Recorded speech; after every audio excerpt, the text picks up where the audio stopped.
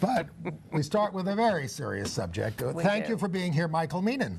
Andy, thanks for having me. We know you as a colleague at the Gay City News, Right. You're a reporter for New York One, you wrote for the New York Times blog, and you are a writer. But you have come forward after 32 years?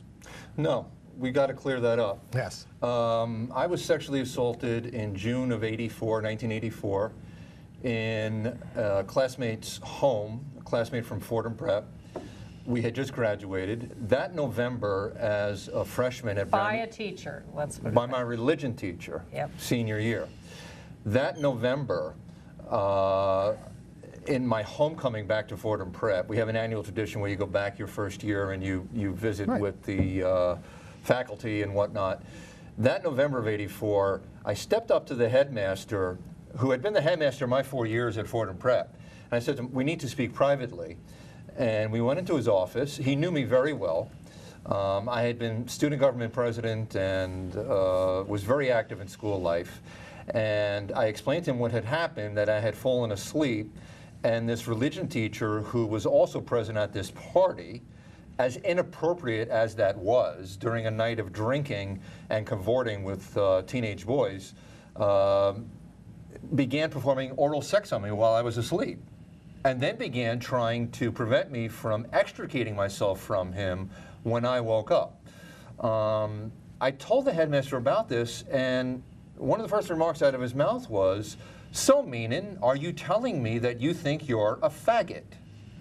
Now, we all know what that word means. We all know how that word can be used with a 17, 18-year-old boy to shut down conversation and to send a very hostile direct message to him about what is going to happen if you continue with these allegations. And yet he said, apparently, or you, that we will take care of it. Yes. And what happened? Nothing.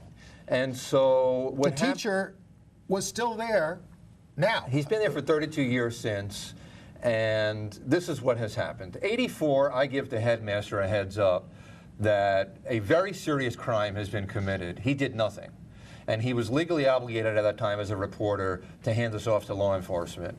And this is not the 1950s, this is 1984. Well, it's the 1940s and perhaps at Fordham Prep, because that's what this is beginning to sound like. Yes. And that's what really saddens me. Okay. It saddens me greatly that a school where I got a great education and where, quite frankly, some really outstanding gay men, including Jesuit priests, gave me a wonderful education. Gay men who were very appropriate, who were generous, and who were very proud of standing up for social justice. That within the context of that, there is this great evil.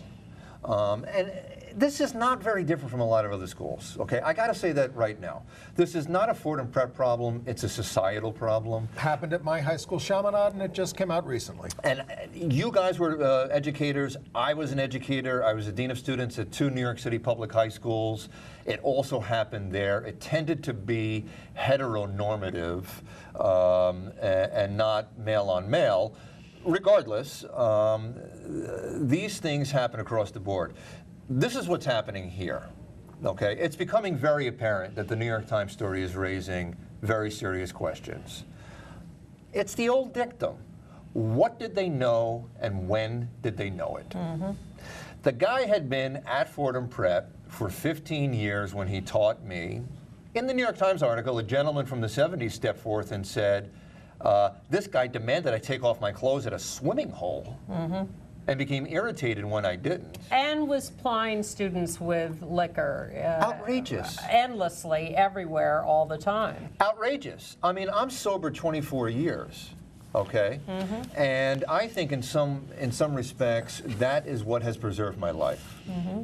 Because if a guy is out there at my age still drinking and drugging, I'm going to tell you, he's in really bad shape as a sex abuse victim, because he's not going to have the wherewithal to fight back. The teacher, Fernand Beck, belongs in prison. He should have done jail time a long time ago. I spared him that, quite frankly. I could have really pursued this more aggressively. I handed it off to a headmaster who I thought was going to do the right thing. He didn't. The guy lingered there for another 32 years. And how do you have a guy in a position of teaching religion who you know probably has an inappropriate attraction for boys at the least, and at the worst has the capacity to commit sex crimes? How does he stay in a school for nearly half a century?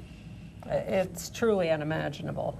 Just so the audience gets the whole picture here, finish the story of what happened and how you finally did bring him to some kind of justice. My best buddy, Neil Huff from Fordham Prep, and I want to thank my classmates from Fordham Prep who have stepped up to the plate. Some read the article and reached out to me. Some were helpful in getting me to deal with the legal action that this has required. I'm deeply grateful to them. They all happen to be straight guys as well, and they're fantastic human beings. They're my brothers, and I love them deeply, and we have a lifelong bond. And Neil Huff. Neil Huff, for 30 years, has been saying to me, "Hey, Mike, what about doing something?" And I would say to him, "Hey, Neil, look, really not your problem. Like, and I already spoke to McCarthy about this, and so screw the place." I mean, every alumni envelope I ever got from them, I threw in the garbage. Neil comes back and he says, "I was in Spotlight, and we're doing The movie. That movie won the Academy Award about the sex abuse in Boston, Massachusetts. Neil's been in a ton of stuff. He's a professional actor, stage, screen, film. I can't keep track of all the stuff he's been in. And I didn't know what Spotlight was. And I said, "Neil, thanks, but no thanks." He said, "Mike, it's a movie about the Boston Globe and the sex abuse scandal up there." I said, "Look, I read all about it." Okay? He said, "Would you be willing to talk to one guy?" I said, "Who is it?" And it was the guy in the New York Times article who told me that Beck had also abused him after a night of heavy drinking. He and I spoke. I got back to Neil and I said, "I'm in action." I said, "We're going to do this." I said, "If we do this, Neil, we do it to the finish." I'm a Bronx boy. A lot of these guys come from Westchester. And I need to explain to them, a street fight does not just involve sticks. It involves other weapons. This is a street fight. We got to push this to the finish. This is a dark, dangerous place. The article mentioned me living without electricity and food at times. At times included months and months without electricity. I just came out of housing court again last week. I'm an Ivy League graduate, and thank God our country has food stamps, because it's kept me alive the past year. And I'm not ashamed to say that, okay? Because I'm very lucky to be alive because of this incident. And Neil has stuck with me right from the get-go. He's been there, been willing to stick out his neck, put himself on the line. I'm very grateful to him. Mitchell Garabedian, the guy portrayed by Stanley Tucci in the movie, is my attorney. And Mitchell and I are working right now hand in hand to see this thing through to the end. He's been contacted by other victims. He's been contacted by other people from Fordham Prep who are divulging details to him about other sex crimes. And this is a very serious matter. So Mitchell went to the school on your behalf to blow the whistle on this guy, because he was still there. Right. And they have now forced him out, ousted him, gotten him to... At first, the Jesuits came back and they basically told my attorney, Mitchell Garabedian, to go fly a kite. Really? And this guy is not a Jesuit. Fernand Beck is a layman. He's not a Jesuit. It is a Jesuit school, however. So I can understand that jurisdictional sort of, tiptoeing around.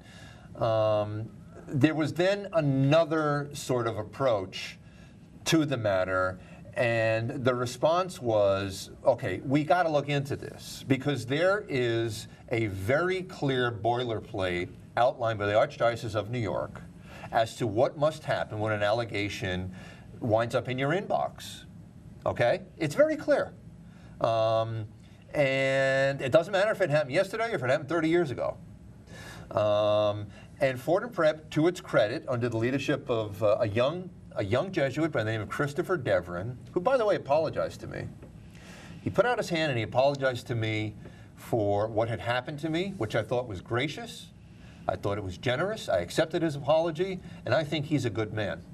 And I think he's trying to do the right thing. I think he understands the severity of this sex crime. Well, they hired people to do their own investigation, and that's why they suspended him. It's including a gentleman from the firm of Day and Pitney, a gentleman by the name of Stan Twardy, who is a former U.S. attorney from Connecticut. Now, former federal prosecutor. We should say, because we are running out of time, that people who have experienced abuse at Fordham Prep, there is a hotline that they can call. Maybe we should give them the number? Give them the number. It's the school's number. It's 718-584-8594 if you have experienced abuse, because more people are coming forward now. If they feel that they don't feel comfortable calling the school, and I can understand that, because this brings out a lot of rage. I mean, you can see the rage coming out of me, just sitting here, and I'm dealing with this effectively.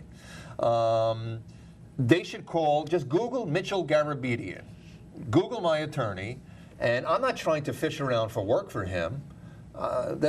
He's a good guy, and he's doing social justice work. Right. And we need to know what did they know and when did they know it. And clearly your message is it's never too late, and in particular because this has had a lifelong effect on you. This is not something that was just a momentary thing for you. And I'm single. I just turned 50. I could be single for a variety of reasons. I told you that I'd gotten sober at the age of 26. This miscreant was pouring booze down the throat of a kid with a biochemical disposition for alcohol dependency without a second thought. I mean, I'm talking about to the point of intoxication. The night I was sexually assaulted, I was intoxicated, and he waited until I was intoxicated enough to commit this sex crime. Horrifying. And it took a law enforcement official in Westchester County, a woman who has specialized in these crimes for years, to educate me very recently that when you perform oral sex on a child, it's a form of rape. Absolutely. And I, like a lot of guys, Andy, I mean, Andy and I grew up in a similar Catholic schoolboy environment. You kind of shrug that stuff off. Well, he was blowing me. No. He was committing a severe sex crime. And I was able to shove that stuff off, but guess what? The toxin was already in my system. Yes. It was a toxin. And it's affected you all this time. We're going to shake this baby off. I mean, I'm a tough SOB who I grew up right across. And a great journalist. Listen, I grew up right up from, I grew up on 194th Street, right up the block from Fordham University, from Fordham Prep. And I am. And you wrote award-winning stories on the Newark case with the girls out there, the young women out there. That special young girl changed my life. I've never met her. 15-year-old out lesbian. She happened to be African American. Killed in a hate crime. She changed my life. She gave me a springboard to. Remind me of her name again. Sakia Gunn. Right. Of course. With 2 N's.